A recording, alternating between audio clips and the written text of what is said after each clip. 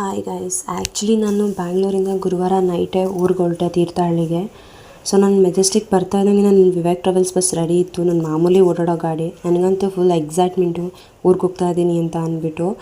ಹಾಗೆ ಇನ್ನೇನು ಮಾಡೋದು ಅಂತ ಬಸ್ ಹತ್ಬಿಟ್ಟು ನಂದು ಲೋಯರ್ 1 ಬುಕ್ಕಾಗಿ ಹೋಗಿತ್ತು. ಹೋಗಿ ನನ್ನ ಪಾಡಿ ನಾನು ರೆಸ್ಟ್ ಮಾಡಿದೆ. ಅಷ್ಟರಲ್ಲಿ ನನ್ನ ಗಾಡಿನೂ ಹೊರಟಿತು. ಸರಿ ಅಂತ ಮಲ್ಕೊಂಡೆ. ನೋಡ್ತಿದ್ದಂಗೆ ಬೆಳಗಾಗಿ ತೀರ್ಥಹಳ್ಳಿ. ಸೊ ಇನ್ನೂ ಎಕ್ಸೈಟ್ಮೆಂಟ್ ಜಾಸ್ತಿ. ನಮ್ಮ ಊರಿಗೆ ಬಂದುಬಿಟ್ಟೆ, ನಾನು ಸಿಟಿಯಿಂದ ಹಳ್ಳಿಗೆ ಬಂದುಬಿಟ್ಟೆ ಅಂತ, ನಾನು ಹುಟ್ಟು ಬೆಳೆದಿದ್ದ ಊರಿಗೆ ಬಂದೆ ಅಂತ ಖುಷಿ ಆಯಿತು.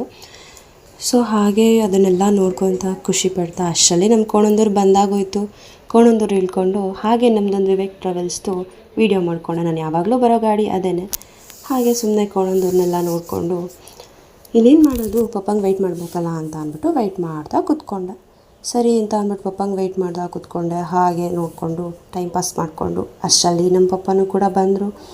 ಪಪ್ಪ ಬಂದಿದ್ದ ತಕ್ಷಣವೇ ನನ್ನ ಪಪ್ಪನ ಜೊತೆ ಹೊರಟೆ ಮನೆಗೆ. ನನಗಂತೂ ಎಕ್ಸೈಟ್ಮೆಂಟ್ ತಡೆಯೋಕ್ಕೆ ಆಗ್ತಾ ಇರಲಿಲ್ಲ. ಎಷ್ಟೊತ್ತು ಮನೆಗೆ ಹೋಗ್ತೀನಪ್ಪ ಅಂತ ಅನ್ಸೋಕ್ಕೆ ಸ್ಟಾರ್ಟ್ ಆಗಿತ್ತು. ಹಾಗೆ ಹೋಗ್ತಾ ಹೋಗ್ತಾ ವೀಡಿಯೋ ಮಾಡಿಕೊಂಡು ಇನ್ನೇನು ಮನೆ ಹತ್ರ ಬಂದೆ. ಮನೆ ಹತ್ರ ಹೋಗ್ತಿದ್ದಂಗೆ ಫುಲ್ ಖುಷಿ. ಮನೆ ಪೆಂಡಿಂಗ್ ಇತ್ತು, ಕೆಲಸ ನಡೀತಾ ಇದೆ. ಹಾಗೆ ಹೋಗ್ತಾ ಇದ್ದಂಗೆ ನನ್ನ ಮಕ್ಕಳೆಲ್ಲ ವೆಲ್ಕಮ್ ಅಪ್ಪ. ನನಗೆ ಇನ್ನೂ ಖುಷಿ ಸ್ಟಾರ್ಟ್ ಆಯಿತು. ಸರಿ ಅಂತ ಅಂದ್ಬಿಟ್ಟು ನನ್ನ ಮಕ್ಕಳನ್ನೆಲ್ಲ ಮಾತಾಡಿಸ್ಕೊಂಡು ಅವರೆಲ್ಲ ಮಾಡಿದ ವೆಲ್ಕಮ್ಗೆ ನನಗೆ ತುಂಬ ಖುಷಿಯಾಗೋಯಿತು. ನಾನು ಬಂದೆ ಅಂದರೆ ಅವ್ರಿಗೆ ಖುಷಿ.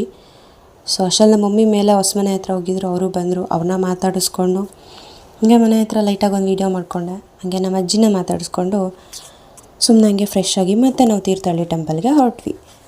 ತೀರ್ಥಹಳ್ಳಿ ಟೆಂಪಲ್ಗೆ ಹೋಗಿ ಪಪ್ಪ ನಾನು ಇಬ್ಬರು ಹೋದ್ವಿ. ಅಲ್ಲೇನೋ ನಮ್ಮದು ಪೂಜೆ ಮಾಡಿಸ್ಬೇಕಂತೆ.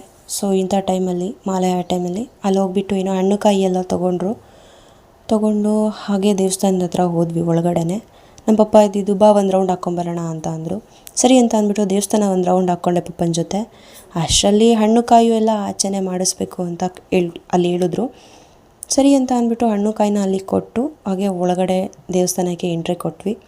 ದೇವಸ್ಥಾನಕ್ಕೆ ಹೋಗಿ ಕೈ ಮುಕ್ಕೊಂಡು ನಮ್ಮ ಮಾರಿಕಾಂಬಮ್ಮನ ಹತ್ರ ಎಲ್ಲ ಬೇಡ್ಕೊಂಡು ಪೂಜೆ ಎಲ್ಲ ಮುಗಿಸ್ಕೊಂಡು ಅಲ್ಲಿಂದ ಇನ್ನೇನು ಮಾಡೋದು ಅಂತ ಅಂದ್ಬಿಟ್ಟು ಮತ್ತೆ ಮನೆಗೆ ಹೊರಟ್ವಿ. ಮನೆಗೆ ಬರ್ತಾ ಮನೆಗೆ ಬಂದು ಸಂಜೆ ಆಯಿತು. ಅಷ್ಟರಲ್ಲಿ ನೇಚರ್ನೆಲ್ಲ ನೋಡಿಕೊಂಡು ಮತ್ತೆ ನಮ್ಮ ಗುಂಡು ಮಕ್ಕಳನ್ನೆಲ್ಲ ಮಾತಾಡಿಸ್ಕೊಂಡು ಆವತ್ತಿನ ದಿನನ ಮುಗಿಸ್ಬಿಟ್ಟೆ. ನೆಕ್ಸ್ಟ್ ವೀಡಿಯೋದಲ್ಲಿ ಸಿಗ್ತೀನಿ ಗೈಸ್. ಬಾಯ್ ಬಾಯ್. ಫಾಲೋ ಮಾಡೋದನ್ನ ಮರಿಬೇಡಿ.